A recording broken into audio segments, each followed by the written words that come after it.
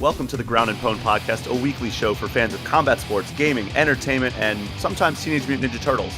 I'm Brian Shea, online content director at Game Informer, joined by Scott Fontana, the New York Post's MMA reporter. The second UFC pay-per-view of 2023 is in the books, and we also got some pretty big gaming news over the last week. But I guess the biggest news came in the form of the Super Bowl, Scott. I know you had some action on the game, so how did you fare with those bets? Well, I figured the Ninja Turtles were going to beat Shredder, but I thought they would win by a more no. You didn't expect Splinter to have to show up in overtime to take him down, right? Yeah. Come off the bench. Usually a coach does not come into the game. Yeah, Splinter and Casey Jones with the trash truck. Mm-hmm.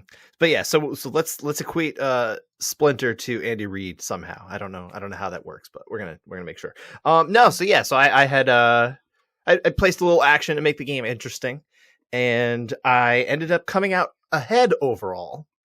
Well, that's good. Yeah, I ended up I don't make very big bets, so when I tell you that I came out $100 ahead, understand that I did really well because I'm betting like a couple bucks, maybe $5 tops. Wow, that's a good one. What were your big hits? Actually, no, I had a $10 bet too as well. So my main one, this is really the one that carried me. And it was actually I only had 5 on this one. It was the Chiefs win. Jalen Hurts scores a touchdown, which would not count as a passing. It has to be a rushing touchdown, of which he had 3. So I was in the clear there. Travis Kelce scores a touchdown. Well, that was pretty. Yeah, that was pretty you much. You never know. He kept the streak going, but you just don't know. And then Kenneth Gainwell, the running back for the Eagles, had to gain at least 19 rushing yards. The over-under was 18.5, and he got to 21. And because I hit on all 4 of those on my parlay of $5, I won $93.95. Nice. Yeah, that carried the day. I won just on the Chiefs winning. I had a straight bet on them. I had a straight bet on Mahomes winning the MVP, which I still don't think he even was because Jalen Hurts was inarguably the best player on that football field the entire game.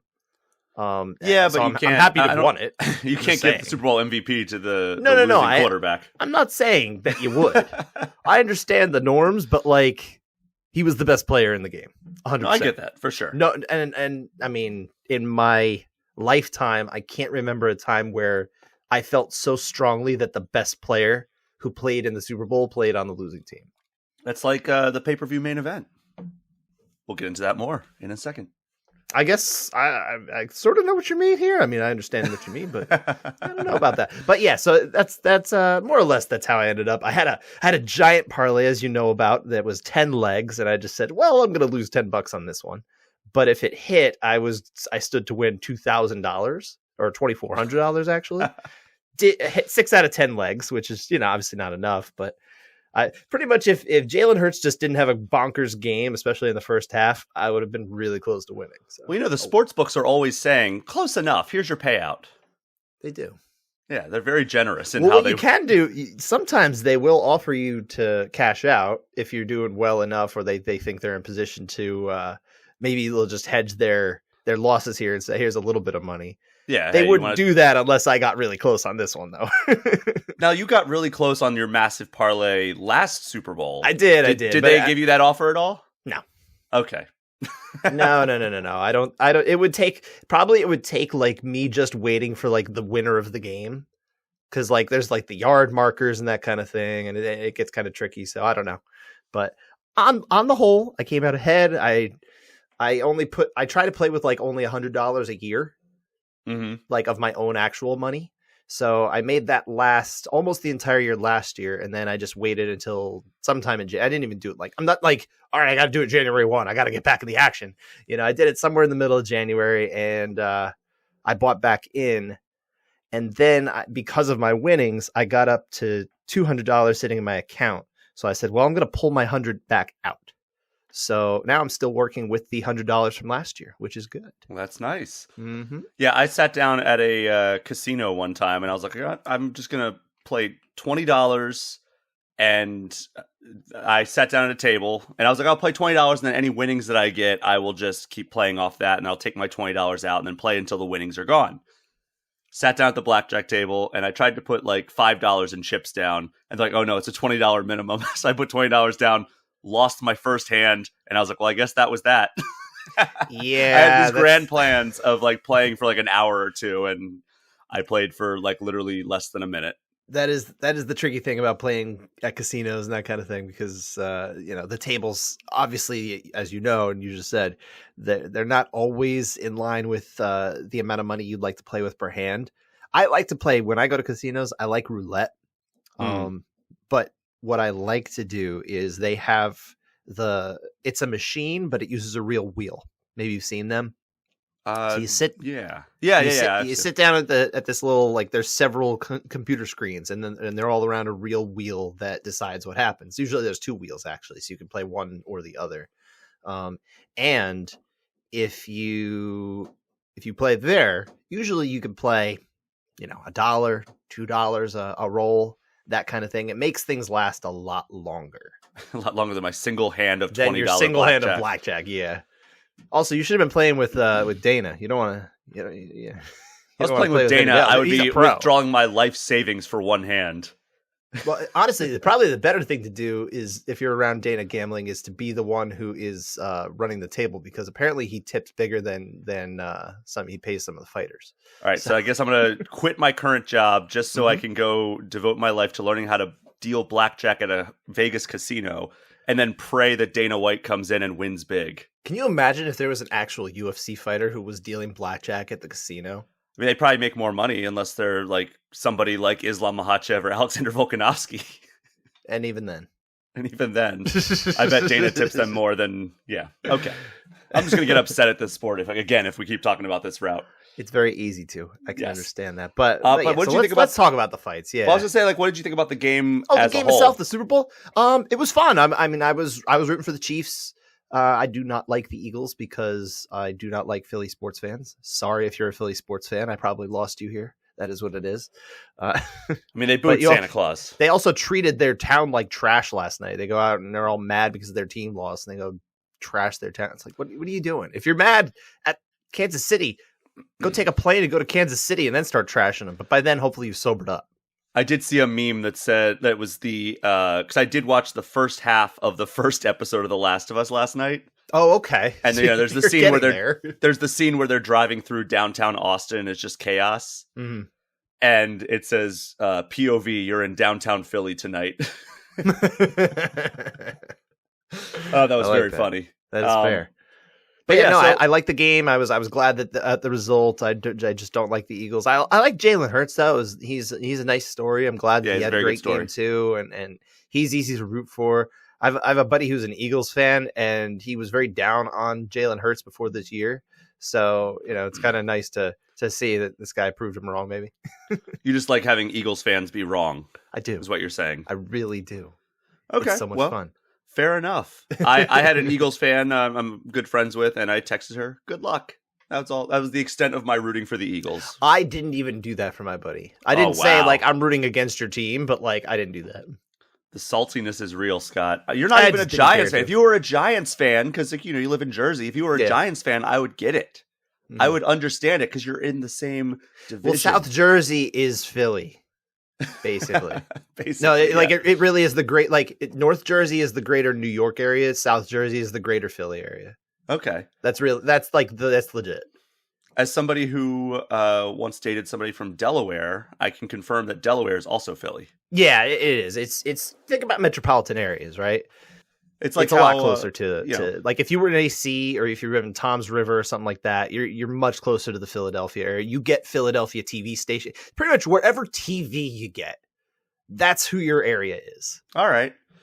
So I get Minneapolis, and hey, I live in Minneapolis. Wait a second. What do you know? Go figure.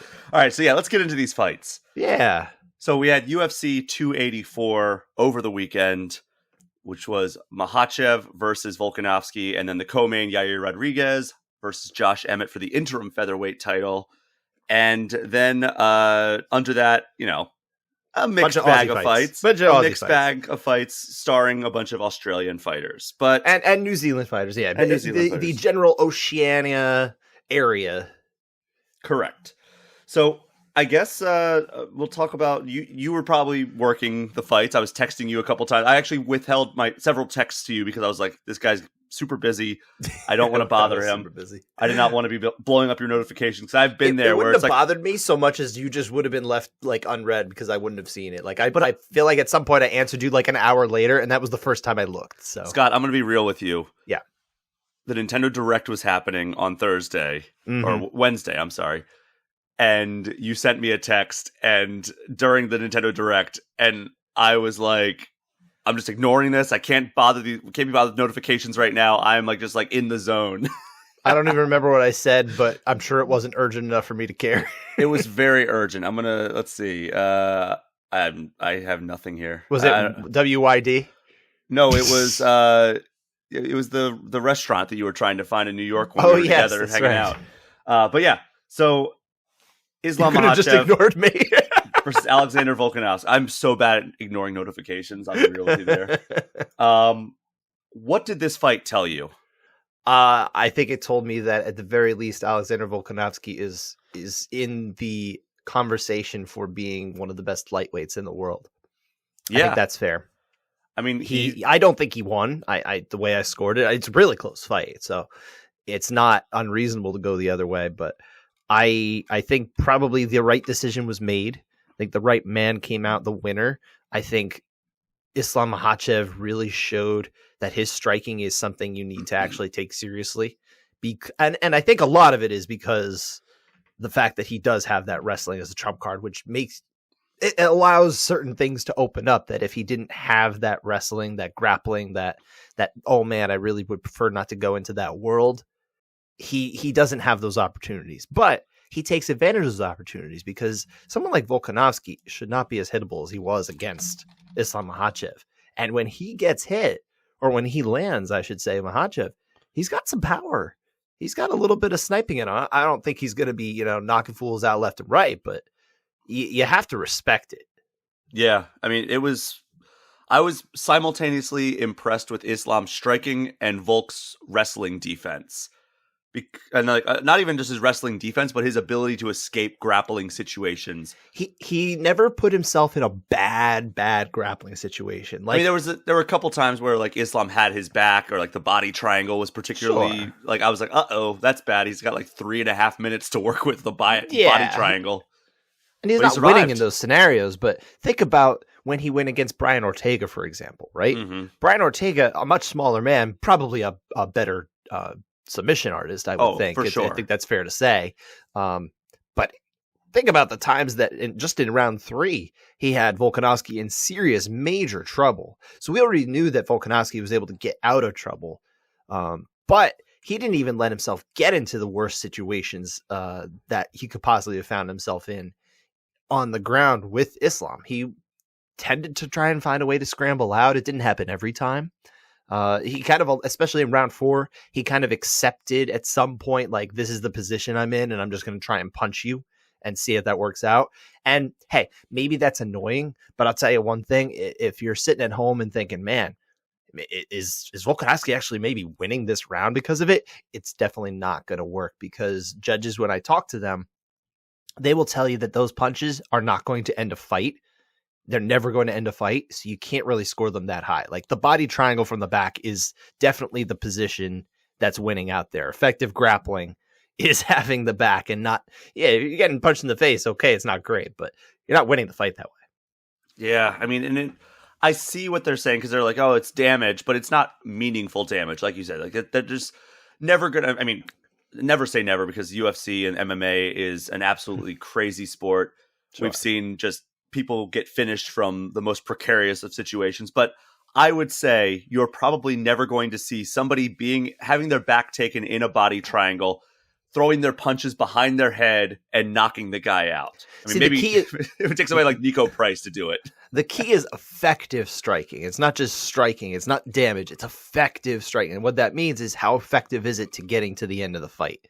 And those punches aren't as effective as the body triangle and back take to getting to the end of the fight. That's just the way it is. That's what you should kind of think about it, is like, which one of these is more likely to get to the end? Even it doesn't have to be the one that ends it, but it has to be the thing that leads to the thing that ends it. Sure. And there's no, like, he could punch Islam that way for like an hour. Islam Makhachev is not going to go unconscious from that. It's going to be annoying, but he's not going to to go unconscious. It's more of a defensive strategy than trying to get him to relent his attack. It opens you up. It's annoying. It hopefully, creates openings where he can get out. That's fine. But he's doing that as a reaction to what Islam is doing to him first. And that's what's winning in that round. So yeah, that's why a round like that, just in case anyone was curious, that's why a round like that should always go to Islam. I scored it 48-47 Islam. Mm-hmm. Which rounds? 1, 2, and 4? For Islam? Yep. Yes. Yeah. Those are I think the best rounds to give to him. You can make a case for round 1. Round 3, and I think you can make a case the other way for Volkanovski. So there's certainly ways to get Volkanovski to win. Yeah, I mean, I don't think either way is a robbery, but I scored it for Islam, and I think that's the more defensible scorecard. I think it's the more representative of the fight is really what it comes down to. Like, at the end of the fight, yes, Volkanovski is winning. So if we're talking about, Diaz rules, Nate Diaz rules, yes, at the end of the fight, he is the one who is winning and looks to be the one who probably could keep it going better going forward. But that's not how it works. Yeah, I mean, that's just, it was, Volkanovski had the best moment in the fight, I believe, which was in that 5th round when he hurt Islam and kind of followed him to the ground and had some pretty good ground and pound. But yeah, one round, unless he really laid on the damage and was able to sneak away a 10-8, which he did not. No, that would have been the only way he could have, I think, leveled the playing field in the eyes of the judges as they had it scored up to that point. And even then, it would have been a majority draw if he was able to do that. He would not have had enough to win. So it's true. Because it was 48-47, 48-47, 49-46 was the way the judges scored it. Okay, that's correct. So I was at a Buffalo Wild Wings watching this. That was how I experienced this. How was the experience? It was fine. I've done that before. Like I went and saw for a while there. I was going to Buffalo Wild Wings for every pay-per-view, and I think up until Nunes Rousey that I was going to Buffalo Wild Wings just because I was like, all right, well, I'll pay what I normally would pay for a UFC fight, you get get some food and drinks. Mm-hmm. Like that's how much my tab with for me and somebody else was going to be about the price of the UFC pay-per-view if we were each getting a couple drinks, getting some food and some appetizers and whatever. This time I went by myself, sat at the table, had 3 drinks, and it came out to $23. It was terrific. There you go. This is the way to watch fight. I don't honestly, if that's an option for you, I don't even know why you would order from home unless you really just didn't feel like going, because you're going to save so much money. First, it was because I really didn't feel like going, and then after that, it was, there's a pandemic and nobody's showing fights publicly. That obviously changed things, yeah. But yeah, they are starting to show them again at my local Buffalo Wild Wings, the old local dive bar. Mm-hmm. I hope you keep doing that way, because and also I do hope you get to the movies at some point, because it is a cool experience. But it's so much better. Like if I could do that still, that's what I would go and do. Yeah, you have a little bit more of a focused approach that you need. I have a focused approach. I also have other office duties that essentially take precedence on Saturday nights anyway. So when I'm watching these fights, I gotta do other things. Like I'm sitting there, even during the Volkanovski fight, right? During this main event fight, I am sitting here, and between rounds, after I put my score up on social media, between rounds, I'm still checking to make sure, hey, did the Associated Press write their 3 sentences on Gonzaga beating, I don't know, Portland or whatever it was in men's basketball, so I could put that in the newspaper and then be done with the newspaper for the night. They never did file. That annoyed me. So wasted a lot of my time. But yeah, that's kind of the balance that I have on a fight night, is I have to do other things that have absolutely nothing to do with it sometimes. Sometimes it's good. Sometimes I'm let out early and I can just focus, and they let me be able to write my column and all that stuff. So now tonight, that night was a little different. I had to took a little longer to get going with my column because I was doing some other stuff. So I couldn't even like really sit there and be like, all right, what am I going to write about? What am I write about? Because I usually I have an idea coming in, but I wanted to play off of this particular fight. Mm-hmm. And I didn't even have much chance to think about that while the fight was going on because I had to balance out, all right, what's going on with Gonzaga basketball? So here's the way my night played out. So I sat down at this table by myself because the bar, it was one of those situations where there's like, all right, there's two people here, one chair, two people, one chair, two people, one chair sitting at the bar. And I'm like, I don't want to squeeze between these like parties of two. I'm just going to go grab like one of the high tops, sit there, like kind of like spread my stuff out on the table and just kind of relax and like just sit back, watch the TV. I had the waitress put the TV directly in front of me onto the fights. Mm-hmm. I got there with like midway through the second to last prelim. So I was able to watch the full main card as well as the Tyson Pedro fight, Modestas Bukauskas. And, the whole time I'm sitting there by myself, just like, occasionally ordering a drink. So I'm not like feeling like I'm cheating the wait staff out of like getting a tip or like getting any kind of revenue or anything. And then midway through, or actually it was right after the co-main event, I see the wait staff coming over and they're pulling tables. And I'm like, what's going on? They push together all these tables and a party of 12 just walks in and sits down. And I'm like, what's going on? Like, I'm like, are they here just for this main event? And it's like, probably like a bunch of Carlos Correa or like some of the twins or what? There's a bunch of people in like their like early 20s, I would have to guess. Like, and like, so I guess maybe they came from like a college party or something maybe, but like they sat down, didn't particularly seem to be paying attention to the fights at all, except for there were these two girls that like right before the like right after the fighter introductions for the main event, this girl turns around and goes, who do you have winning? Or who are you rooting for? Or something like that. And I said, well, yeah. Okay. And like nobody talked to me the entire night aside from the waiter that I had. Right. And I was just like, oh, I think that, Islam's probably going to win, but I'm rooting for Volkanovski is what I told her. And then she was like asking me all these questions like, oh, what's this? What's this? And I was like, I'm just going to stand up, walk around and just like, basically I think you would have been proud of me because from that point on, I was basically breaking down the backstories of the fighters, the technical analysis, the scoring of how MMA is scored. Look at that. And just like going on and on because like they were like, oh, is this like a bad thing? And I'm just like, I'm explaining like, oh, the body triangle with that much time left and with like, somebody like Islam Makhachev on your back. That's a rough draw for anybody right now. Sure.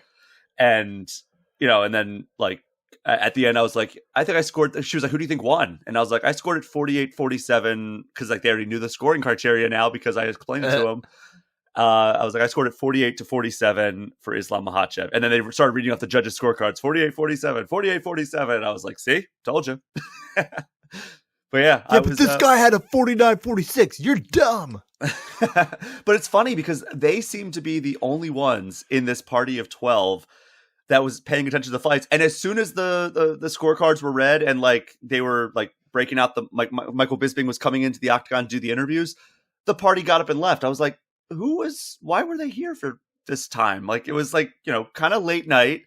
They came in, had one drink during the main event, and only 2 people out of 12 seemed to be paying any amount of attention. And they didn't really they obviously weren't like big MMA fans. In fact, one of the questions I got was, you seem to know a lot about this stuff. Is Jake Paul like a legit fighter?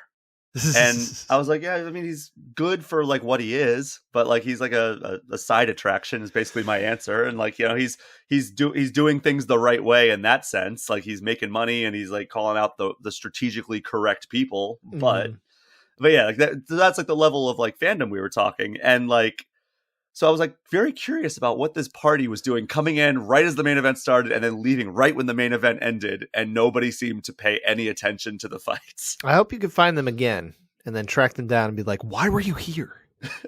They're going to be coming in the next pay-per-view as like the middle of the 3rd round of the title fight. There you go. Yeah. And when they do, you could be like, hold on. I got to ask, why do you come here? Yes. What? It's not the great drinks. I'll tell you that much.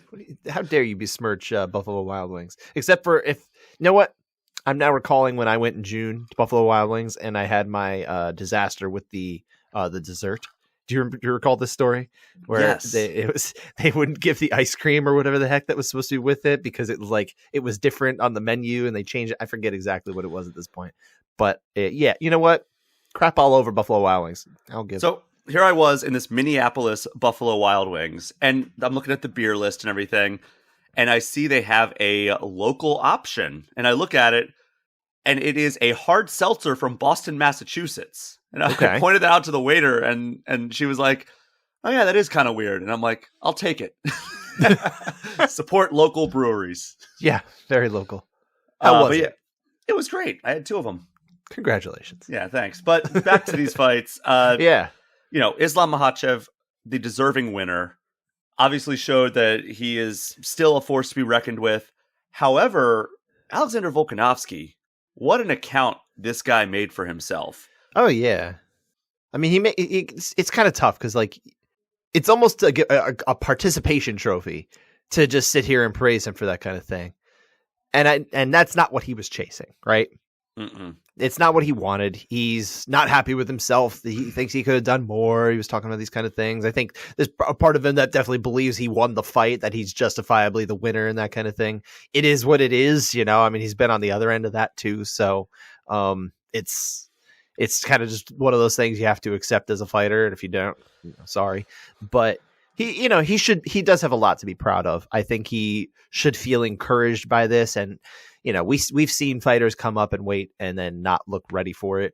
The last time we had a champ versus champ fight, it was when Israel Adesanya came up and fought against Jan Blachowicz. That it was competitive for a little while, and then the size very much just was too great a factor, I think, for Izzy. Just not big enough for someone who realistically walks around about 50 pounds different than Adesanya does. When he at his heaviest, anyway, he can get.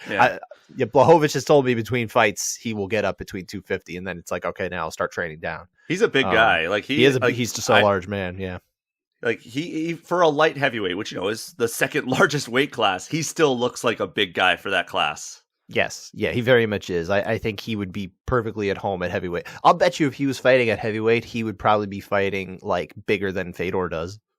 Probably. I mean, if there was a cruiserweight, he'd probably be there, right? I think so. I think even if the heavyweight limit was more like 240, rather than 265, which realistically, there's just not a whole lot of heavyweights that are real talented anymore that get up to that weight. I think most of these guys could cut down to a 240 pounds. They're not going to change this or anything like that. But the days of, Brock Lesnar cutting down from 300 and being, in the championship picture, guys like Shane Carwin, those were kind of the exceptions more than the rule.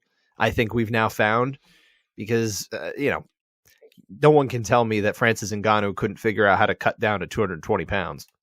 I mean, he typically weigh in at like 255 plus 260 sometimes. I thought he was more like 245, 250. Let's see here. But think about it. I mean, some of these guys he's not cutting weight in any way. Yeah, he's just a giant. He doesn't need to even diet down to make sure his weight's on point. This is just what he walks around at. If you told him he had to diet because he had to get down to 225 pounds where the cruiserweight is, it's entirely possible. I am anti-weight cutting. First off, I'm not saying we should be doing this, but realistically, if it was an option, he could do it. It seems as though his last weight was 257. Okay. So I guess against Cyril Gane. Sure. 257. But I mean, what is he going to cut from that? He is just a sculpted, solid muscle mountain of a man. I'm sure it could happen. What I'm saying is, if he needed to, they would figure it out. All right. We are getting way off track here. We are. But yeah, so let me ask you this. Yes. Do you think that size played a major factor in this fight? Because Islam Makhachev clearly had the height advantage. It's hard to say it didn't, because when you have the size and the grappling, you're going to have a lot better time with your grappling. And I think just having the girth, the size doesn't hurt. But I would say it really just had more to do with the fact that he is just a standout grappler. And then when you can wrestle, when you can decide where the fight goes, if you're that good at that kind of thing, it's very much a trump card in MMA. If I was building a perfect fighter, I think I'd want to make sure that if they couldn't dictate the fight always standing up, I would want them to dictate the fight always being down. Was that your first pick when we did our Create a Fighter? I believe draft? what I did was make sure that they weren't going to get taken down so that they could lay their massive, like, heavy hands on them. But you could go the other way too, is the thing. If I wanted to, I could say I want like Khabib's takedowns, right? Mm-hmm. And I want to make sure that the fight gets to the floor. And maybe not even Khabib. I don't know who would be the absolute best takedown artist in MMA at this point. I think to Khabib, but maybe it's not him. He always had a knack for getting it where he wanted, so I think that's why I shoot to him first. But yeah, I mean, the idea would be is if you can control it either standing up or sitting down, not sitting down, lying down, getting it to the ground. I want to say that already gives you a massive advantage over most guys, like just from the get-go. That's why we see so many successful wrestlers in the sport. Do you think that Islam Makhachev should be ranked pound for pound number 1 now? I'm going to start by saying I don't get wrapped up in pound for pound because it's just fantasy and it's really just a reason for us to kind of chat and argue, which, hey, we're a show is going to do that. So why not? But in general, it's just not something, it's just something I don't go crazy about. Like some people get really wrapped up in like, oh my God, how is this person number 5 over number 4 and whatever, that kind of thing. I don't think you have to put Makhachev number 1. I think you can. I think you could leave him behind Volkanovski because Volkanovski certainly acquitted himself well and is much more dominant in his weight class. It's a tough thing. It's a tough thing. I don't really have I guess I don't have a very strong opinion on it. What about you? I think that because like you look at tough. like It's when Izzy went up to fight Blachowicz Mm-hmm. won pretty non-controversially as well. Sure. And it didn't mean that, all right, well, Blachowicz is now ranked higher than Israel in the pound-for-pound rankings. No. Even though he won a head-to-head matchup at the same weight class, but, like, there was a clear size advantage that Blachowicz had over Israel Adesanya. And the meaning of pound-for-pound is, like, if all things were the same, everybody weighed, like, a standardized weight, who would be the most skilled, the best fighter that would come out on top in our estimation. Mm-hmm. And I can't help but think that if Volkanovski actually like adapted his body, like kind of like what John Jones did, where he just like transformed his body into a heavyweight frame. If Volkanovski transformed his body, I know it's only a 10-pound leap, but if he transformed his body into a lightweight frame, or if he miraculously grew a few more inches and was like a native lightweight body, I think he would have stood a little bit better of a chance and may have even won that fight. So it's like it's all theoretical. It's all like whatever. But like that's the same way. It's like, all right, well, who's the better pound for pound fighter, Henry Cejudo or Francis Ngannou? It's like, all right, well, how are we even going to make this calculation?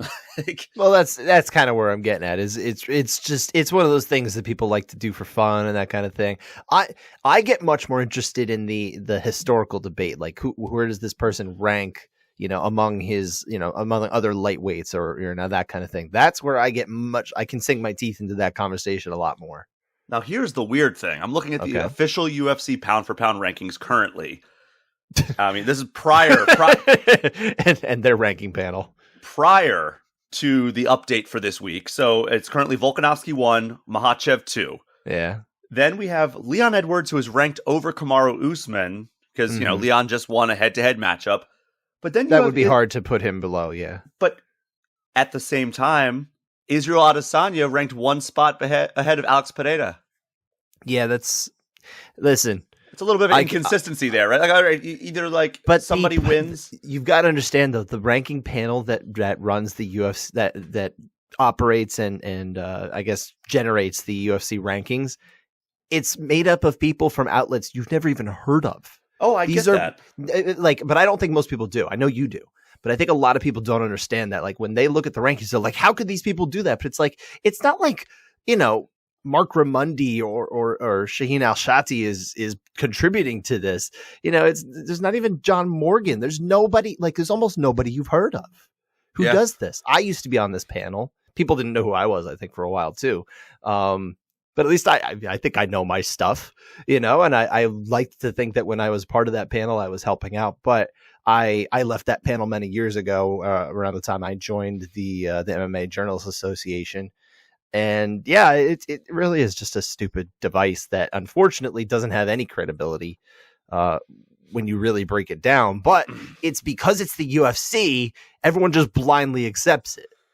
So, and it's also something that can in turn be weaponized against the fighters, right? Like, yes, and that is a lot of reason why I don't contribute to it anymore. Is remember the fact, when things like they did to Nate Diaz and that kind of thing, where they absolutely manipulate fighters. And they also can make it so that, like, even though it's a total nonsense ranking system, the commissions will look at that. Sometimes look at the New York State Athletic Commission. They wouldn't let Paul Felder fight Khabib because he wasn't ranked. Instead, they had Al Iaquinta go in there to fight Khabib at last second notice, which was the weirdest thing ever. It's like, oh no, this panel of people that many have never heard of have said that Al Iaquinta is like ranked, what was he, like 12th or 13th at the time? And then Paul Felder was probably 16th, but that was enough for them to be unlisted at that point. Yeah, exactly. He was unlisted, but like, you know, he was right on the cusp of being ranked, and they said, nope, it's got to be Iaquinta. Here, you want to go to a pound for pound ranking panel or ranking panel, go with the MMA fighting. And I'm 100%. Looking at their pound for pound rankings right now. Here's their pound for pound. I'll say top 6 because the number 5 guys are tied. Number 1, Volkanovski. Again, this is as of a couple weeks ago. Number 1, Volkanovski. Number 2, Islam Makhachev. Number 3, Leon Edwards. Number 4, Francis Ngannou. And tied for number 5 are Aljamain Sterling and Kamaru Usman. All right. I mean, that's there's logic to that. I always agree more with the MMA fighting panel. And you know who's ahead of Israel Adesanya? Alex Pereira. Yeah. Who do you think? I mean, you're looking at their rankings right now, so it's probably the same answer. But in the UFC pound for pound rankings, what male champion is the lowest on the pound for pound rankings? Well, right now I'm seeing Jamal Hill is number 20. Actually, he's tied for 19th, a 3-way tie for 19th. So he is 13th. I guess it would be him. He's 13th. We are talking about male only, right? Yes. Correct. Okay, yeah. So in the UFC, non-champions ranked above Jamal Hill include Dustin Poirier, John Jones, Yuri Prochazka, you know, the former light heavyweight champion, Charles Oliveira, the number Adesanya. 1 light heavyweight in the world, we should say. Yes.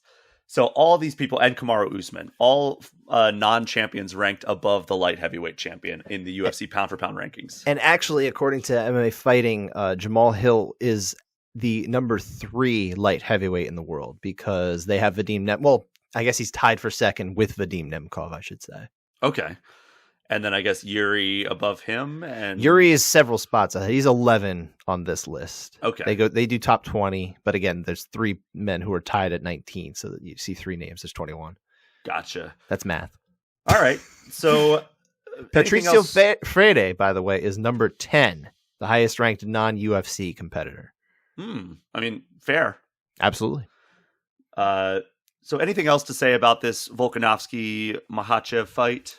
This particular fight? No, I think we've said a lot. It's a lot of things people have already been saying the last couple of days now. We've had a couple of days to process this, right? But no, I think the one thing I would add is I really do think that Volkanovski absolutely could get himself to a rematch, even with Makhachev. I don't see a reason why these guys couldn't face off again. I do not want an immediate one. I don't think it needs one. I think he's got a belt that he's got to take care of. He's probably got to win a few of these more to kind of clear up the process and allow the lightweight division to kind of clear itself out as well, which never happens. So this may never actually come to pass, but it's a perpetually logjam division. On merit, I don't see a reason why he couldn't get back to there, even against the same opponent. This was not a blowout. This was a man who looked like he was in the same league as the lightweight champion. He looked like he belonged. I don't think we've seen a fighter be as competitive with Makhachev since he lost his first fight in the UFC many years ago. So yeah, I'd be down for a rematch when the timing was right. All right. So let me ask you this. 2 questions before we move on from this fight. Yeah. 1, was this the best champ versus champ fight in UFC history? Probably, because it was the most competitive, and I think It's not the only one that went to a decision, but it's of the ones that went like, let's say more than a couple minutes or like a round and a half. It's definitely the most interesting one because we had the very first one, of course, it was George St. Pierre going against BJ Penn many years ago. UFC 94. That was one of the first fights I actually went somewhere and watched. By the way, that was like a big deal fight. I don't know how people can understand. Like, this was a major fight at the time. But that fight was not very competitive. It was maybe competitive for a round or so, and then I don't think BJ's size was remotely enough to handle George St. Pierre's incredible skill. They were competitive in their first fight, but the second one was not. And then obviously we talked about Blachowicz. Definitely pulled away from Adesanya in a fight that really wasn't. It never really got super interesting. Mm-hmm. I don't think it had as much juice as a champion versus champion fight really should have. I think this always did. This had as say what you want about whether it was promoted right or not. I think this one always had the juice, and I think it felt like a big fight from bell to bell. Part of that I think was the Aussie crowd being so into it, but also in general, it really just felt like these were two titans going against each other. And speaking of fights that just had hype to the gills, Eddie Alvarez versus Conor McGregor. That was maybe one of the most hyped fights of all time. It was easily the most hyped. Yeah, I mean, there's nothing beating that as far as champion versus champion fights, but it was not competitive. It didn't play out. Correct. I thought it would go the other way, actually, and it didn't by any stretch. Yeah, and then there was a few that were like over and around. It was just these typically aren't as competitive as you would think they might be. This one was very rewarding, very entertaining, and it was a memorable fight. I don't think it's fight of the year or anything like that. It may be the front runner for it right now because it's still early, but I don't think it would stand. The other three champ versus champ fights that we haven't mentioned all ended in the first round, which is Stipe DC. Right. Cyborg versus Nunes, which was just chaos for as long as it lasted. For like, what was 65 seconds? Something like that? Yeah, and then Cejudo versus Dillashaw, which was over before it started. Yes, I was there for that one. Yeah, that was I was like, all right, yeah, let's see this fight. Nope. Fight's over. Good stop for coming, guys. I have no problem with that stop. A lot of people like kind of were like debating it at the time. I thought it was perfectly fine. 51 seconds, by the way, Nunes beat Cyborg. So I gave it way too much credit. Didn't even make it a minute. But yeah, so I would say that this was also the best champ versus champ fight of all time. Most competitive for sure. And that leaves the last question that I have before we move on fully. Well, actually, before we even do that, I want to ask you, are you tired of champion versus champion fights? Because there was some chatter before this fight, even people saying, oh, it's not as special anymore. Champion versus champion. We've had too many of them. I mean, what is this, number 7? Where do you sit on that? Is this number 7 in history? There were some people saying that. I couldn't name a name, but I can tell you it was something I saw at least more than a few times on social media in the lead up to this fight. I'm going to tell you exactly what I told Demetrius Johnson when TJ Dillashaw was angling for a fight with him. I said that you need to have both fighters should have cleared out their division before you do this champ versus champ thing. Mm-hmm. I was not a fan of doing this just because Islam, this was his first title defense. Volkanovski had more than earned his right to go up and fight for another belt because he has beaten all the top contenders. Nobody had really emerged. Islam has still a murderer's row of fighters to face. Sure. However, I mean, it makes sense, right? This fight in particular made sense because Volkanovski, number 1 pound for pound, Islam, number 2 pound for pound. Both guys are in their prime. It's one of those rare opportunities where it felt like, all right, we let this get away when it was GSP and Silva. Let's not let this happen again, where we're going to be like looking back in like 5 years, be like, damn, we should have had those guys face off. I mean, unfortunately, that particular fight was at least part of it was the combatants weren't as enthused in doing it. It was, I believe, GSP was not as interested in doing it at the time. So that was the case. It's a different era now. Maybe today that wouldn't be the case. I don't know. But I'll be honest with you, like when Islam called Volkanovski into the cage after he won against Charles Oliveira, I was like, oh, come on, we're not doing this already. Like, come on, at least let Islam defend his belt once. But then as the fight got closer, I was like, you know what, I'm in. I want to see this. I don't think that, I think under the right circumstances, it should be something that we do. And it should be a spectacle. That said, I was the one a couple weeks ago saying that I would not mind seeing Pereira versus Jamal Hill, and the sole reason for that would be because I think that would be a fun as hell fight, and I don't know, I just think that would be a blast of a fight, and it would be funny to see Alex Pereira suddenly become a double champ after coming out of complete, MMA obscurity like a year and a half ago. I feel like one of the things you want with champion versus champion fights is it needs to have, like the word I was using before, like that juice, right? It needs to have something where you actually want this fight. I don't think that was something that was present when Adesanya fought Blachowicz. There was no juice there. If it had somehow been John Jones still, there would have been juice. That would have been very interesting. And part of that would be because both of them had more or less cleared out their divisions. Not quite in the case of Adesanya. I think you could probably say he did enough, but it wasn't quite cleared out the way you might maybe think of. Clearing out a division is much harder than I think anyone actually realizes. Like, you say it at one time, it's like, oh, he beats this guy and this guy, and then he clears a division, and then a year later you've got new names, and it's like, well, he's got to beat them too. So it's like a constant revolving door. It's like someone really just needs to have done enough work, and in someone like Volkanovski's case, I think he did enough work. I think he did everything he needed to. He beat 3 times the next best guy, who inarguably was a whole level above all the rest of the competitors anyway. So Volkanovski had done his work, right? And it was building up to the idea that he would be fighting Charles Oliveira, who was looking like he was more or less cleaning out his own division pretty quickly of some of the massive glut and the massive competitors they've had over the years.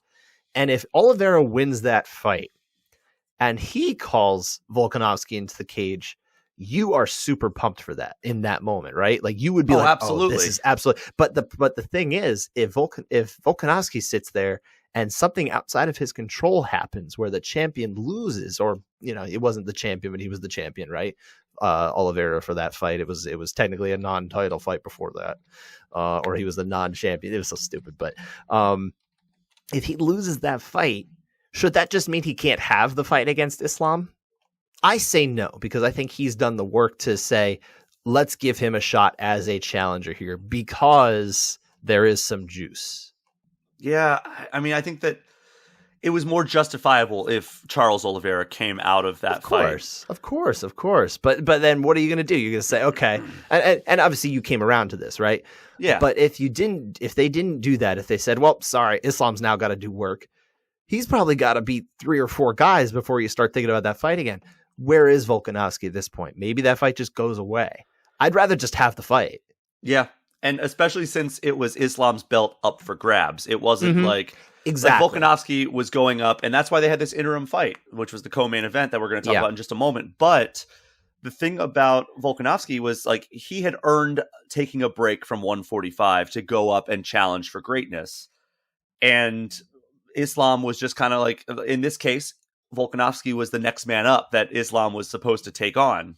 And, it sucks that it was in the most talent-rich division in the sport that, like, they kind of had to keep this logjam intact, which has been in place ever since Conor McGregor went up and took on Eddie Alvarez. Like, sure. I feel like ever since that fight, we've been in a constant state of logjam, and Khabib kind of cleaned out the logjam a little bit, and then he retired, and then it's just been this, like, Oliveira really did more to clean out the logjam, because we already, like, we were sitting there wondering, where does Gaethje sit? Where does Poirier sit? Where does even Chandler sit? And Oliveira knocked these guys out, boom, boom, boom. So we don't have to worry about so much of them. It's less glut than it used to be. Like, you could certainly make a case that someone like Poirier could get another shot, but he's had several before. So it's not quite the same. I think we're in a better state of the lightweight division than we were probably in a very long time, since like pre-Conor, really, when it comes down to it. We don't have as many guys who are sitting there who haven't gotten their shot that need to get their shot. Islam was one of those guys. He got his shot. We're really just talking about maybe the Beneil Dariush's of the world, which, yeah, it's unfortunate for them, but at least we're in a spot where I think there isn't, like, there's not like 4 guys where you're like, they need to get their title. They've earned the title shot. Now we don't have that. Yeah, I would love to see Beneil Dariush. That was my final question of this fight, was who in the top 10 do you think creates the most intriguing matchup for Islam Makhachev at this point? Do you say intriguing in terms of most deserving, or intriguing in the most likely to maybe push him and potentially beat Makhachev? I think intriguing in the sense that, like, if the UFC said, all right, next man up for Islam is blank, it not only makes sense, like, you can't just be like, all right, well, there's this unranked guy coming up and whatever. Somebody who's not like Jalen Turner, who I think is great, but is not close to a title shot. Yeah, well, that's the thing, is like you need somebody who is going to be realistically within a title shot. Yeah. And the reason I said top 10 is because so much of the top 6, 7 is taken up by people who are just kind of like fighting each other, right? Like obviously Gaethje has Fiziev coming on the horizon, which is great. I'm so glad that we're getting some new blood into that like kind of round robin tournament that's been happening at the top of the lightweight division for so many years now. The Four Kings, right? Yeah, exactly. And then, Chandler is going to be fighting Connor or whatever.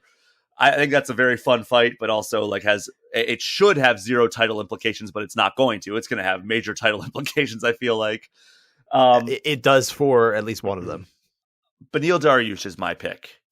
I think, I would say Beneil Dariush, I forget if he has a fight lined up right now. There's rumors of Charles Oliveira as his next opponent. That would be fun. I think, and I think the winner of that probably makes a good case for getting the title shot, even if it is Oliveira, and even if I don't really think Oliveira, having seen what we saw, I don't see him giving Islam a whole lot of problems. I think probably there's a little bit of like, I have a one-ups skill here, and that's going to be a problem for you. But yeah, I think ultimately that would be a perfectly acceptable number one contenders fight. But again, I feel like someone like Dustin Poirier really deserves a shot. It's tricky because he's had so many, so it's hard to say no, but I don't know that he's that much further behind Oliveira. He was competitive in that fight. He lost that fight, but he was competitive in that fight. I mean, all of the fighters who fought Oliveira during his title reign were competitive with him because that was the thing. That was always his thing, yeah. Chandler had him on the ropes. Poirier had him on the ropes. Gaethje had him on the ropes. And it was somehow a very Fedor-like run, except it worked. Obviously, it was not as long, and he fought Murderer's Row every single time, as opposed to Pride era Fedor, where it was like, okay, you'd fight Antonio Rodrigo Nogueira, you'd fight Mark Coleman, but you also have Zuluzinho in there somewhere. Like, okay. And also Charles Oliveira never got powerbombed on his head in a way that should have killed him, and then somehow still win the fight. I mean, there's that too, but there's only so many people who've had that. Yeah, but so I think that Beneil Dariush very specific is my scenario pick. here, sir. It is a very specific scenario. Beneil Dariush is my pick. I think he has a tremendous skill set, and I would love to see him finally get that shot. It's just like, there's just so many great names at the top of the lightweight division. And yes, several of them have had multiple shots. The Gaethjes, the Poiriers, the Chandlers of the world. They're always kind of lingering in that conversation. And it's hard not to be like, oh, I'd like to see Chandler fight Islam Makhachev. Like, how would they match up? Or same thing with Poirier, or same thing with Gaethje. Because I look at Islam Makhachev. He's a better striker than Khabib, but he doesn't quite have the dominant wrestling that Khabib had, in my opinion.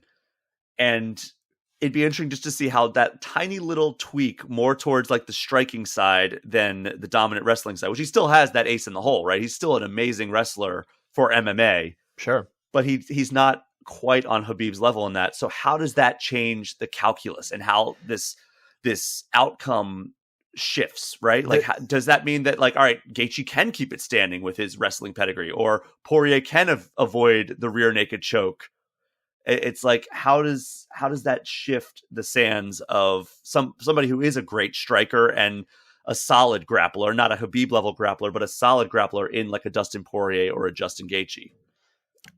I'm not sure where I should go with that. You gave me a lot here. But I would say this. I don't think there's going to be a fighter who comes along and is a credible threat to Makhachev. And not to say they couldn't win, but like going into it, you wouldn't think it would be very competitive without having, I would say, like fantastic defensive wrestling. And, you need to have more than just like a wrestling background. I don't even know that Justin Gaethje is built for it, to be perfectly honest. Michael Chandler might not be either. There's a lot that goes into being able to just keep the fight up. when someone who's as good at getting you down wants you down, and who is not just going to shoot one time and give up. I mean, someone like Makhachev, and he learned this from Khabib, keep going, chain the wrestling. Do not give up. It's dogged. He's got that dog in him, right? That everybody likes to do. He's not going to give up on the takedown. And, you could certainly discourage him over time. And you could try to, like they were talking about in the broadcast, maybe try to switch stances, do a lot of things, overflow the information, and maybe make it a lot more challenging for Islam to figure out, okay, where's the opening and that kind of thing. But ultimately, if you give him enough, he's probably going to find a way to get you down. And we've seen now that even in a tough fight, I would say it was I don't want to say a grueling fight, but it was definitely one that challenged him in all facets of MMA. Mm-hmm. He can go 5 rounds. And he got a little tired at the end, but I don't think there's that many fighters who are really going to push him like that either. So I'm not as worried about him getting to the end. He'll probably end it before there. The thing about that, though, is what happens when these guys that just thrive in the chaos, like the Poiriers and the Gaethjes, do get their shot, right? Like those guys. I mean, then again, we saw how Charles Oliveira, who is the epitome of chaos and getting hurt and being able to bounce back and take it. But like Gaethje, his entire game plan is going in there and just making it a street fight, basically. Right. And I'm curious how Makhachev handles that style. And I think that we're going to find out sooner rather than later, because one of these guys is probably going to get a shot in the next year or so, right? I mean, stands to reason, right? He better defend his belt again soon. I hope we get 2 times, maybe even 3 out of Islam this year. It'd be nice if we got that, but 2's really all you can expect at this point. We have spent a lot of time on this particular fight, and I'm not saying it was undeserved, but we do have a lot of things we want to get to that we'll probably have to abbreviate. I've got to be honest with you, though. So this will transition into the second fight that we're going to talk about. Mm-hmm. I thought that Makhachev was going to run over Volkanovski. Okay.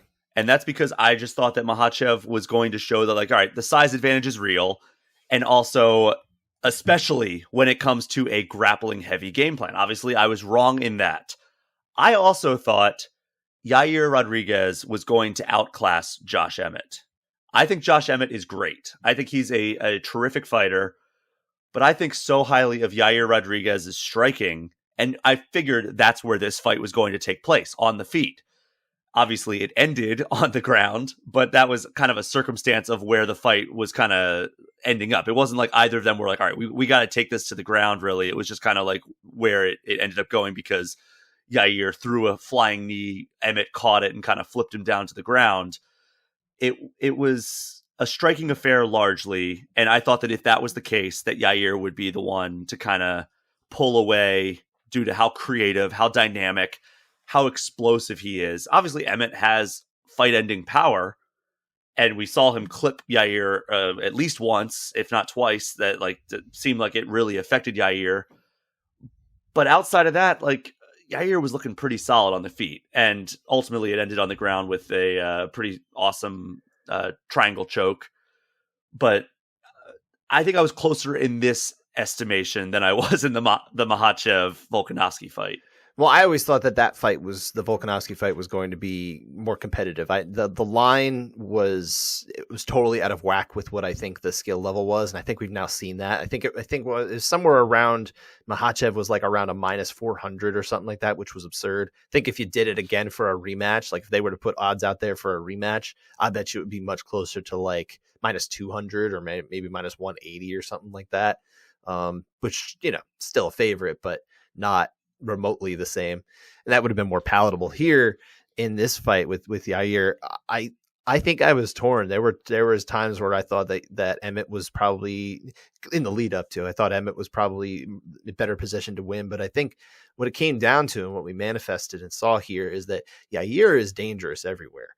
He reminds me a lot of Anthony Pettis in the sense that he's got the dangerous striking that you think of, this creative striking let's think prime Pettis, right? Like the Anthony Pettis of today, who's going to box against Roy Jones Jr. or whatever the hell is going on, right? That's different. Back in his prime, about 10 years ago, Anthony Pettis was dangerous everywhere, but you didn't think about how dangerous he was in the grappling. You just thought about his hands. He'd get it down there and he'd end up on the bottom, and then he'd tap you with a triangle or an arm bar or whatever. I mean, he did it throughout his career. And I see that a lot in Yair too. He is someone who you have to account for his striking, and it's so creative and dangerous and wild, but he knows that he's confident in what he can do on the ground. So he can go even more selling out for certain things. And once he gets it down there, you got to be careful because, man, he set that triangle up just wonderfully on Josh Emmett there. It wasn't really just present. He had to make sure that opportunity accounted for itself. He built it up. He worked the legs up. He was able to lock it in, and sure enough, he got it and tapped out. That was impressive to me. I think we have to remember that Yair Rodriguez can get you anywhere.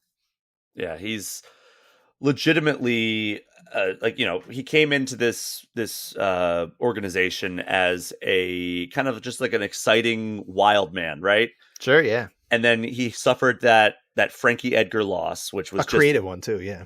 Just a brutal loss. He was not ready for that fight. No, that was like a boy versus a man at that point. Then you look at the Yair Rodriguez we had on Saturday, and that seems like a completely different fighter. That's a man. He used to be a boy in there. Now he's a man he's there. Leveled up. He's evolved. Whatever terminology you want to use, he is a completely different fighter, and he showcased such a diverse skill set, not only in this fight, but in all of his fights, recent fights. He is just a terrific, dynamic, and exciting fighter that is one of the most fun fighters to watch also.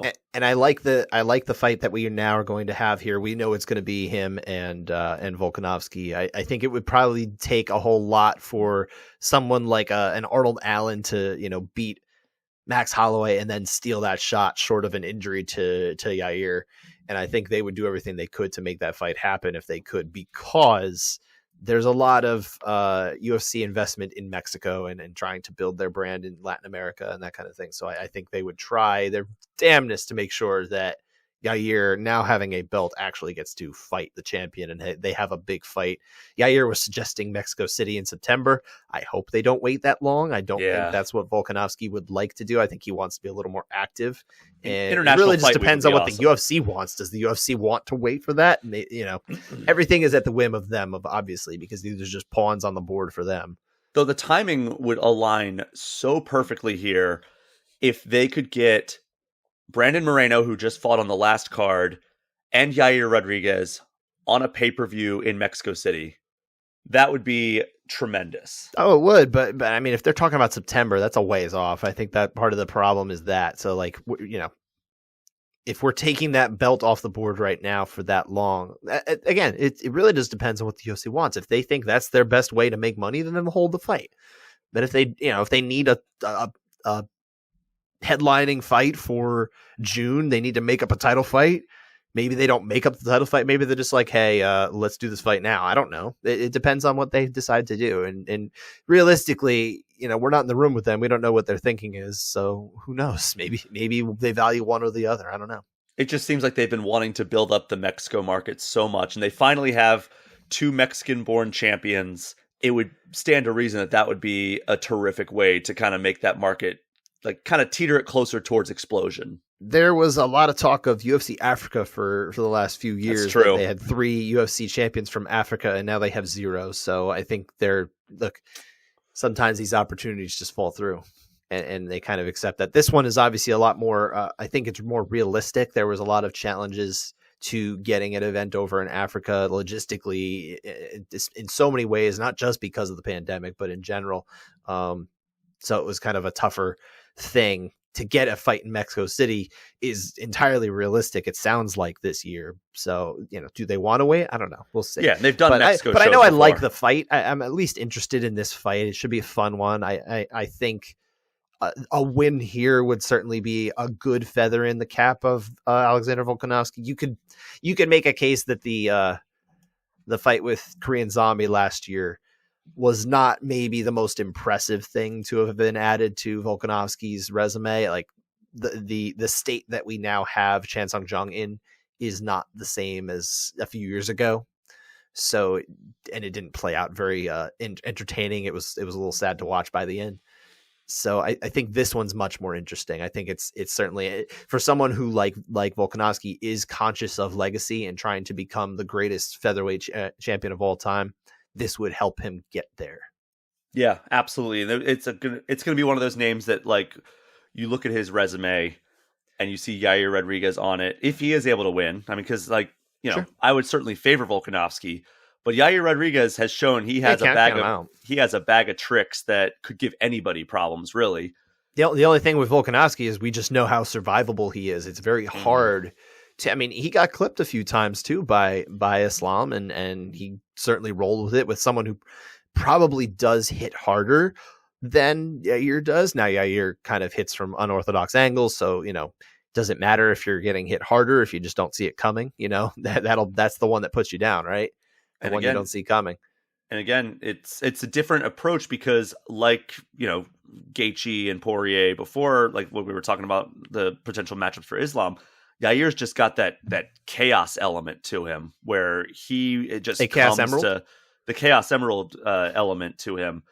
But no, like we've seen, you know, Alex beat Max Holloway 3 times now. Arguably one of the best strikers in the entire UFC. Like, he's very refined in his striking approach. We've seen him ward off some incredible submission attempts in Brian Ortega. And now it's time for, like, kind of a different type of, like, challenge here in Yair Rodriguez with, like, you know, just kind of the wild man striking and also unorthodox submission attempts. I think this could be a different look for Volkanovski and a different challenge. And it's going to be incredibly interesting to see how this fight plays out. I think so too. Now, what I would ask you, because I think I want to start moving on from 284, sure, because there's just not a ton of fights under this that I think we need to really highlight. Other than, you know, Jack Della Maddalena picked up a really impressive win over Randy Brown, and I thought that fight would be much more competitive than it was, and I don't think it was uncompetitive. It ended very quickly and very violently in favor of Della Maddalena. So he is looking real, like, this was a good win for him, I think, in terms of, okay, maybe he's done with this phase of his progression. Let's move him up. I'm curious to see what Della Maddalena can do the rest of the year. Yeah. JDM, he looks like he could be well on his way to grabbing a ranking at some point in the near future. They might do it now, for all I know. I don't think he's quite there, but he might get there anyway, because obviously the UFC ranking panel is what it is, right? So he's the one who I would shout out the most. The rest of the fights, you know, I mean, they were entertaining enough. I wouldn't say there was anything that really stood out in particular. So Justin Tafa had a good knockout. Yeah, I mean, he had walk-off KO. That's always fun. I think the main card delivered. I would say that the main card definitely delivered. So as much as maybe it wasn't, like, sexy, you know, it was definitely fun and entertaining and got you, you know, from A to B in terms of getting into those 2 title fights that I think we were both very interested in, and especially that main one. So, you know, I think for someone like you, who obviously is kind of very torn with how much of your money you want to spend on these fights because they keep raising the prices and it gets tough, and obviously we have other things to worry about in our lives.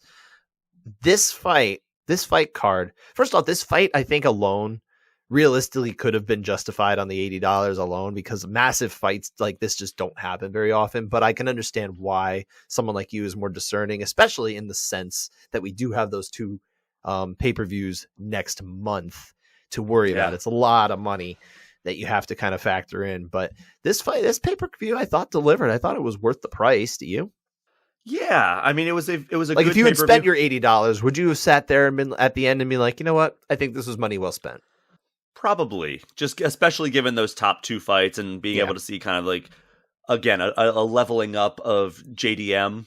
Those 3 fights were great. Obviously, seeing Justin Tafa with the walk-off knockout was good, and that first fight was a little anticlimactic given the outcome being a draw. But yeah, I mean, it was a good pay-per-view. $80 is still a difficult. $80 is $80. I mean, few things you're gonna feel good about spending $80 on one particular 3-hour window. You know, I bought 3 drinks at the Buffalo Wild Wings and then tipped like 40% to my waiter. Wow. You're crazy. And I dropped $24. That was well worth the price. Well, yeah, that's the way to go. That I would say if you do if you do that every time, I think it's very hard to come away and say it wasn't worth that money, because it's at least you got some food out of it. I mean, for God's sake, there's a food and drink. It's just the fights are part of that, so it's even better. But yeah, I think we could probably put UFC 284 to bed for now. Yes. Let's move on to UFC Vegas 69 this weekend. Nice. Yeah. Oh boy. Looking at this card, I mean, we got the announcement of a replacement for Taila Santos, who fell out of this main event. She was originally scheduled to fight Erin Blanchfield on Saturday. That is no longer the case. Now it's Jessica Andrade stepping in, which that might not be That's as a bad good draw for Erin Blanchfield, I think. And I don't want to sit here and say she couldn't do it, because she is a very impressive prospect in the sport, but I do think this might be just a little bit too much too soon for someone like her. We've seen holes in her game in the last year, you know, when she fought JJ Aldrich, excuse me. Not the most impressive performance from her. And certainly that allows for a learning experience, but I would say when we're talking about Erin Blanchfield, we're talking about someone who wants to get the fight to the mat, to display her absolutely super impressive and continuing to improve Brazilian Jiu-Jitsu grappling submission game. Jessica Andrade is good everywhere. She hits hard. She probably has the wrestling to keep it upright. I don't know. We'll see. But this is a tough one for Erin Blanchfield. I don't want to sit here and say she can't win. I mean, Jessica Andrade. But I think the world of Jessica Andrade. I really think that if there was no Valentina Shevchenko, she's someone who we could be talking about as a potential 2-division champion. I don't see why she couldn't even beat Zhang Weili in a rematch. I was just about to say, I think that she realistically is the second best fighter in 2 separate divisions. Yeah, I think that's fair. That's fair. She's honestly, her resume is just so amazing. I was thinking about this back a couple weeks ago when she won. She has just the most amazing resume of fighters, and I think ultimately, as long as she she seems like she's not going anywhere. She might leave as one of the kind of the Mount Rushmore women in the sport. Yeah, I mean, it's entirely possible. All the way back to Raquel Pennington, Larissa Pacheco. There you go. Yeah.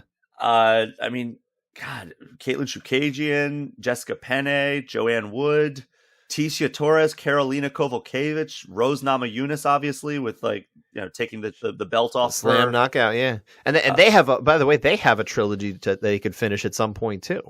They absolutely That's tied could. at 1. I would love to see, honestly, I know that we're talking about Andrade versus Blanchfield, but I would love to see Andrade fight Weili again. I would too. That's what I'm saying. I think that would be a fantastic fight. That's obviously neither here nor there. We have Andrade here, but that speaks to the volume of, or it speaks to the amazing view that we have of Jessica Andrade. So yeah, this was going to be. I'm intrigued to see this as a measuring stick, if nothing else, for Blanchfield. How competitive can she be with someone who is several steps above who she has already faced? This is a big step up. I don't think she even thought the way she's answered questions in the last year. It sounds like she thinks maybe she's like a year, maybe year and a half, 2 years away or something like that from a title shot.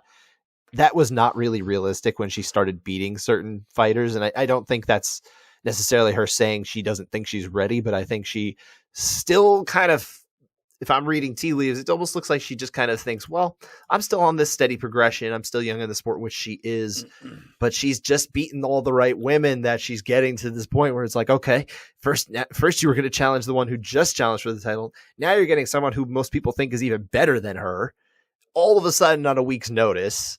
And it just seems like a tough draw here. It really is. I mean, oh my God. And I was actually very intrigued by Santos versus Blanchfield. I didn't know where I was going to, if I was to make a pick, because I try not to make public picks, but I don't know where I would have made a pick on that one.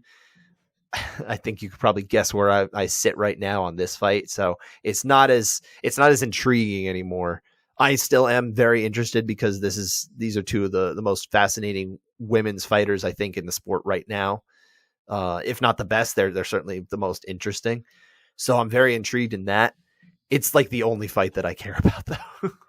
It's not true. Jim Miller against Alexander Hernandez. That is a fascinating fight, too, because Jim Miller is always someone to watch. I mean, this card in general was just ravaged with cancellations and reschedulings. I mean, this was supposed to be Chito Vera versus Corey Sandhagen. Got rescheduled to a rightfully so, by the way, a card with a crowd. Rightfully so, but so late in the game, maybe not so rightfully so, because there's people who like made monetary commitments and travel commitments and that kind of thing to get over to the Apex to spend. Now, it's obviously a lot of money. You can not feel bad for people who have that kind of access. Maybe they don't have that kind of money and they saved it up because they really want to see Corey Sandhagen. I don't know. It's tricky. Cards always subject to change. Yes, that is true. But that's a BS way to change it. It absolutely is. And then, Taylor Santos, we talked about that already, where she fell out just a week ago. And then Jim Miller was supposed to fight Gabriel Benitez, and Benitez fell out of that. And then Gerald Mearshart was supposed to fight Abus Magomedov, and Magomedov had some visa issues. So this has been a card that was much, much different than it exists right now. Just a couple weeks ago, even. And I'm looking at this fight card. You're right. Jim Miller versus Alexander Hernandez is one that sticks out. It's like the only other one that sticks out. I can't lie. William Knight versus Marcin Prachnio. I'd be interested in that. But like, I mean, we all know how William Knight fights go. He's got a lot of muscles and he's got some deceptive skills there. But ultimately, light heavyweights like them are just not fascinating to me. But yeah, this is not a great card overall. Do you want to do the rankings or the rating? When you have 3 fights in the 205 to 265 range on the main card, I think it tells you a lot about how much I'm going to be interested in them, because heavyweights are and 205 under the contender level are just not very interesting. Yeah, I'm with you right there in this card in particular. So they have Oven St. Preux against Felipe Lins at 205. That's buried on the prelims. Why not put that up against instead of Josh Parisian and Jamal Pose? They should. I know Pose is kind of a prospect in the sport, at least at 265. I think people like him, but I don't. Yeah, at least put some more names that you recognize. Like, hey, remember OSP? He's the one who does the Von Preux choke. Yeah, and also he puts his hands up on his head sometimes, and when he celebrates, he does that thing. I don't know what that is. You know what I'm talking about? Remember what you're talking about? I actually don't. He puts his elbows out and goes like that. I believe that is some sort of. Actually, I don't really know. Okay. I thought it was where he went to college, and then I was like, no, I think he went to Tennessee. I don't think they do that. I don't think that's volunteers. So, fight night, main event on a 5-star interest. Do you want me to go first? Yeah. I'm going to give this one a 3.5. The main event. Okay. 3.5 out of 5. What about you?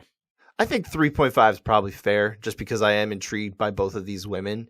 And I think I would have even given it a 4. When it was against Taila Santos, just because I thought it would be much more competitive and fascinating and could really potentially create a scenario where Erin Blanchfield would start to get in the mix of the title shot. Now, obviously, that would mean she'd fighting women like Jessica Andrade, but to get her on a week's notice, I mean, my God, that does knock it down for me a star or half star. Yeah, I mean, it's an interesting fight. I'm very curious to see how Blanchfield steps up to this. I mean, if she wins this, she's almost certainly in the title conversation, right? Blanchfield wins this? Yeah. She has to get the title shot. It's the next one available. That has to be her, because there's really nothing else you can do with her. Yeah, unless they did the champ thing with Nunes, but sure. I mean, maybe a keep busy fight somewhere in there. Okay, but otherwise, no. And it's not like I believe Erin Blanchfield does train with Caitlin Chukagian sometimes. I think I'm not mistaken, because it's all the same area. Sometimes she goes to Long Island and trains, but she's mostly a Jersey girl and trains here with her team. So and also Caitlin Chukagian she's from Pennsylvania, but she's trained in Jersey as well. Yeah, I mean, it's obviously. So I don't know who you really put her against. Is really what I was leading to. It's like there's only so many women who, once you beat Jessica Andrade, who can you fight that's not the title? Well, I thought you were getting at that. Like Chukagian has fought both Shevchenko and Andrade. No, I wasn't. It was more the idea of like, if they are going to do Shevchenko against Nunes, which I'm very okay with doing that next instead of having it be Erin Blanchfield. Who would Erin Blanchfield fight in the scenario where she has already beaten Jessica Andrade? Who would she beat in the interim? Because you can't just keep someone like that on the shelf. She is still developing. Sure. What about the rest of the card? Where do you sit on that with our scale? I knew that question was coming. Well, we do it every week. 1.5. 1.5. And is all of the 1.5 Jim Miller? Pretty much. Or is it mostly? Yeah, I would say I will give it a 2 because I'm more interested in. I've covered Jim for 12 years. I've been writing about Jim Miller for 12 years, so it's a little different for me. But I would say, generally speaking, I would not advise people to make time to watch this card if you had other things to do, unless you want to try and tune in for the main event, which I think is something to watch. I actually do, but the card itself, it's very skippable, and I think it's almost smart of the UFC to put Jim Miller as the main card opener, because then he forces people to maybe tune in earlier. Although then it gives you an exact time that you can tune in to see Jim Miller, and then you can check out for the rest of the night. There's that. I mean, it's 7 o'clock, 7 p.m. Eastern time is the start of this card. But given the fact that I believe it's a 5-fight main card, we're thinking about probably 9 o'clock-ish start time for the main fight. So hopefully that helps people plan their weekends. Yeah, so Scott, I think it's time we jump over to the gaming side of things here. Yeah, an abbreviated one. Yeah. I can tell you I've played almost no games this week. I've been playing a review game, so I can't even talk about it. Well, that was fun. However, there was this Nintendo Direct, just a few things I did want to touch on coming out of this. First up, they surprise launched Metroid Prime Remastered. Did you ever play Metroid Prime? I got very excited when I heard that because I haven't played. I played Metroid Prime at a Circuit City kiosk back when they used to let you play those games for like limited time and then it would reset, right? So you got like 3 minutes on the game and then it would reset. That's my experience playing that game, but I always enjoyed it. I played a bunch of it because I would just kill time in the mall. And I'd been waiting for them to get to this point where they were going to put a remaster out. So when I saw that, I was like, oh man, that's great. I wish it wasn't $40. I wish it was $30, but I will probably find a way to buy it anyway. Let me tell you this. I put some time into it. Okay. Of the remaster or the original? Yeah, the remaster. Okay. It looks and plays largely like a game that came out in 2023. Really? It's remarkable. Wow. So remember we talked about GoldenEye, how they added for the Xbox version the dual analog stick controls. Yeah. They did this for Metroid Prime, but it actually feels like a modern game. It's not just like, okay, this is an old game that has like the ability to also like look with the second stick instead of that's awesome. The dual analog sticks, the way they implemented it with Metroid Prime Remastered actually feels mostly modern. There's still some stuff where it's like, that's kind of a weird button for that in particular, but like overall, I guess there's only so much you can expect. I was impressed with that, and I was most impressed with like, oh my god, like the up-resing on these visuals, like the art style has aged almost flawlessly. It's amazing how good Metroid Prime looks in 2023. I think when my time with the Xbox Game Pass runs out, which I'm not going to renew after, I think it now still runs through March because I made some sort of stupid mistake in the way I did it in upgrading, but that gives me more time because I haven't been playing GoldenEye and I do want to clear GoldenEye. And I do want to play, what's it called? Sunset Overdrive. That was really the only other game on Xbox that I kind of missed that you can't play anywhere else that I'm like, I would really like to play that. So once I kind of get through those and I'm done with Xbox, I'll put that away for probably several years, realistically, if that, or if even that short. And I think I will buy Metroid Prime Remastered and play it through because I'm excited to try it. Yeah, I was very impressed. I went into it expecting kind of like a GoldenEye situation where it's like, all right, yeah, these are some good modernizations, but ultimately this is definitely like a 25-year-old game. Mm-hmm. This did not feel that way. This felt like it's a recent title. Here's a question for you, because there is a recent Metroid title that came out for Switch called Metroid Dread. I believe you've played. Yeah. How would you compare it to Metroid Dread, Metroid Prime Remastered? Which one is more worth my money? I mean, it's almost impossible to compare the two because, I mean, they're the same franchise, but they're different genres, right? One is a 2D action title. The other one is a first-person shooter. I see. Yeah. Okay. That's Metroid Dread is one of the best Metroid-style Metroid games, if that makes sense. Whereas... No, I get you. The 2D Metroidvania-esque games, yeah. Yeah. Metroid Prime is just a classic Nintendo first-person shooter. We're going to get Metroid Prime 4 at some point, allegedly. Like, it was announced the same year the Switch came out, and it's still not out because they scrapped development like 2 years into the development cycle, and then they had to restart with a different studio. So that's why that's taking so long. But like Metroid Prime Remastered is a terrific game. It's going to be cheaper than Metroid Dread. Yeah, it's $40 compared to $60. Yeah, and I think that if you have a great affection for Metroid Prime, then like go for it. I'm going to keep that in mind. I really do think I might end up going that route because I still don't quite know where I want to go next on my PS5. So that's why I'm not necessarily rushing to jump in. I've been playing, the Lego Star Wars Skywalker Saga here and there, but that's not like there's games that like grip you, and then there's games you play like when you feel like, and that's certainly one of them. It's easy to dip in and out of a Star Wars series, let's face it, because we know it by heart. Yeah, especially one that's just like the Lego games recreating it, and we've all played the Lego Star Wars games back in the day. This is just a remake of those, which were essentially remakes of the movie. By the way, while we're on Star Wars, really quick, last night after the Super Bowl, I kind of was just relaxing, and I'd been meaning to watch this on Disney Plus. They have it's a series it's like an anthologized short series called Tales of the Jedi, I believe. Mm-hmm. And I was watching that. Have you watched this? I watched the first one, and I was like, it's fine. No.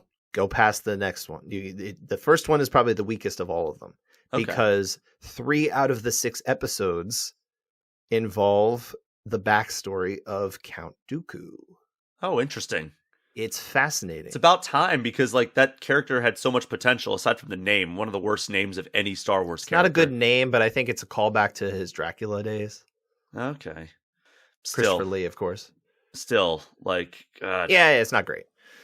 Also, I never understood why someone who in theory was taken as an extremely young child is somehow the count of some other world. I don't know. That doesn't make any sense. But anyway, I would recommend that heavily. So I don't want to spend time on that, but I just wanted to make sure you knew that was something. It's definitely worth your time. Get past the first one. Go watch the others. I'm going to have some time to myself later on this week, so I will try and storm through those. And they're only about like 10 to 12 minutes long. And like sometimes they say they're like 16 minutes, but a lot of that is credits. Yeah, absolutely. International credits and that kind of thing. So yeah, it won't take much of your time. You could probably clear it in an hour. Dude, I was so excited for this other announcement that happened at the Nintendo Direct. Yeah, let's get back to that. Yeah. The Game Boy games. Uh-huh. And Game Boy Advance are on Switch Online now. I've heard it's great emulation. It is pretty good, honestly. I played a little bit of it, and it's awesome because the Game Boy games, you can actually choose which filter you want to go through. So if it's... you have the green... You can have the greenish yellow, the pea soup color of like the OG Game Boy. You can have the Game Boy Pocket, which is just kind of like the white background. Right. And you can have the Game Boy Color, which actually colorizes some of the games. And like, so they put Super Mario Land 2 on there. And if you do the Game Boy Color, it actually colorizes it correctly. So like Mario looks red and like the shells are green and the mushrooms are colorized properly. But here are the games they gave you right off the bat. This is the Game Boy, Game Boy proper.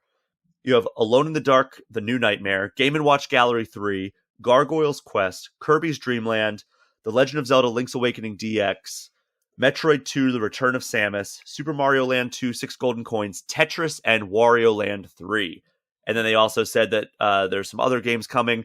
The Legend of Zelda, Oracle of Ages / Oracle of Seasons, Kirby Tilt and Tumble, and Pokemon Trading Card Game, which I'm very excited about. Pokemon Trading Card Game. That is so much fun. It's basically a Pokemon RPG, but with trading cards. It's like the old school like Pokemon trading cards instead the ones of that I like, make a lot of money on. Yeah. instead of like, so like you're going around in like the first 2 sets of Pokemon cards, I think, and you're playing that. It's a lot of fun. I actually replayed it a few years ago. God, it's probably like 9 years ago at this point, but I would love to have that chance now. Yeah. So those are coming. And then Game Boy Advance, we have Kuru Kuru Kuruin, which is a like a puzzle kind of game where like you're going through an obstacle course with a rotating stick, and it like gets longer and shorter and it keeps rotating. So you got to like kind of navigate it through like these obstacle courses in that way. It's very weird, but very fun. The Legend of Zelda Minish Cap, which is a very good game. Mario Kart Super Circuit, Mario and Luigi Superstar Saga, Super Mario Advance 4, Super Mario Brothers 3, which is the worst name ever, but it includes extra levels in Super Mario Brothers 3 that you needed an e-reader to do back in the day, which was just a failed peripheral from Nintendo. And now you can play those e-reader levels, 30 additional levels in Super Mario Brothers 3 that were never before played until the Game Boy Advance version. Lost to the ages, but now you can play them on the Switch Online. WarioWare, the original one, and then they're also going to add Metroid Fusion, Kirby and the Amazing Mirror, Fire Emblem, F-Zero Maximum Velocity, and Golden Sun. So a very good collection to start there. And I am super stoked that these are on there. You have to have the expansion pack, which gives you the N64 games and the Genesis games in order to play the Game Boy Advance games. But the Game Boy, like the regular Game Boy games, are included as part of the base subscription level. Oh, I see. Okay, so that makes sense. They threw both subscription tiers a bone. Okay, but yeah, and then the other piece of news here. I mean, we got a new Tears of the Kingdom, Zelda Tears of the Kingdom trailer, and it looks amazing. It's still maybe my most anticipated game since the original Insomniac Spider-Man game, probably. Okay, like I am just on the edge of my seat to play this title. I would imagine you'd be. Yeah, it's the sequel to my favorite game of all time. Yeah, and we got some news like there's a collector's edition, which I don't know. I'm not really super on fire about this collector's edition. I don't get into collector's editions. I think there was probably a time where I thought they were interesting and I never spent the money, and now I'm not even interested in them, period. It has to be something super cool for me to be like, oh, I'm gonna splurge on that. If I couldn't spend the money for the Turtles ones that like they had like the VHS looking thing and all that, like you're not gonna get me. But the other, we got an Amiibo, which I probably will pick up, and then the news that Tears of the Kingdom is going to be the first Nintendo game to cost $70. Boo. However, I did reach out to Nintendo, and they gave me a comment that this is not a trend going forward. They said they evaluate the cost of any Nintendo product on a case-by-case basis. So that doesn't necessarily mean that every Nintendo game going forward is going to be $70, but a giant game like Tears of the Kingdom, I guess they thought was justifiable in pricing it at that. That's the case for now, but this also makes it a test case. And of course, it's going to sell well. I mean, this is the sequel to Breath of the Wild, so of course, which tells me that there will be more games to come that are how they anticipated. Next time a Mario game's coming out, that'll be $70. Next time there's a Super Smash Bros. Game, if they do ever make one again, $70. Though to be fair, games used to cost a lot more. As far as like the percentage of the accounting for inflation and that kind of thing. Yeah, they did. And also there were some SNES cartridges that were like $90, even back in the 90s. Yeah, like I remember like looking at like the Sears catalog, and it's like, all right, this game is like $60. This game is $80. This game's $95. It was a very weird time where like games were all like different prices. There was not a standardized price. Yeah, but the money was rolling a lot better back then. I think there was a lot of the free spending of the 80s, and if your family happened to be in a comfortable enough financial situation to be able to afford that kind of thing, then yeah, it really wasn't that much of a thing. Fair. Nowadays, you and I are not our parents. No, I am not. I'm not any parent, actually. I don't have any kids. Oh, I'm a parent. Yeah. Yes, you are a parent. I got to spend money on them. But how do you feel about Tears of the Kingdom? Are you excited to play this? I am, but I'm also not going to go out and buy it like right away because I don't. First off, I just don't do that with many games right away. And I'm not like I liked it. I really did like Breath of the Wild, but I don't have like gaga feelings over it like a lot of people do. Certainly, I'm not as in love with it as yourself. That being your favorite game of all time. I got mine last year. That was God of War Ragnarok. That was the one that I got out of the way. I don't really have like a gotta play it game anymore that I'm looking forward to. I would say if we start seeing Project 007 stuff and it starts to really impress me, that'll probably be the game that I start to sink my teeth into and be like, all right, this is the one I'm waiting for. Sure. Yeah, I don't have that right now. It's just like, yeah, it's cool. I would like to play it, but I can wait. That makes sense. But it's not going to go on sale. It's not going to get I any know cheaper. that. Nintendo games never. Not for a long time. Yeah. You can, I mean, if you wait several years, if you're that patient, you can get games like even Zelda for close to $40. Yeah, that's so weird how like Zelda is coming up on 6 years old, and it's still very, very rarely discounted. I mean, that was how they did it with it. That's how they've always done it. Yeah. I mean, I remember Mario Galaxy never went on sale back on the Wii too. Nintendo does that very intentionally because they don't want to decrease the perceived value of their products. And that's smart. Honestly, I respect it. I don't have to like it, but I do respect the idea behind that.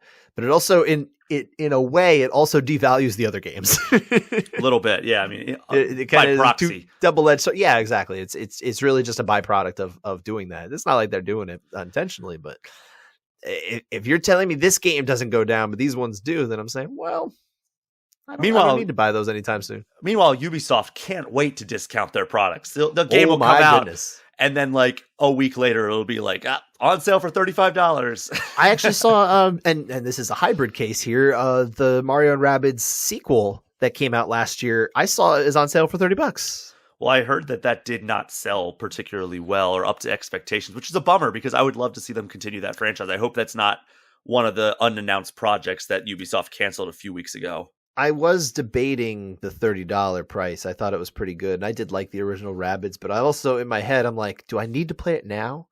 Or could I wait until it's $20? Because eventually that probably will happen. Eventually it probably will. So I can wait. I can probably even wait until like Black Friday comes around again and we'll see where it's at. Yeah, I mean, it's right around the corner. Only 9 months to go. I'm very patient, sir. Again, I spend money on my children now. It's different. Get out of here with that. But you know what? We should get out of here too. This is the end of our show for the week. We packed in a bunch of fights, a little bit of games. But if you like what you heard, make sure you subscribe Apple, Spotify, YouTube, wherever it is you're hearing us. And while you're at it, would you kindly follow our social handles at Brian Pichet and at Scott_Fontana on Twitter, Instagram, whatever. Some for us, some for Brian, some for not. And you can always reach us with feedback, questions, topics you'd like to hear about at groundandpwnedpod@gmail.com or at groundandpwned on Twitter. Until next time, enjoy the fights, enjoy the games, and we will talk to you next week.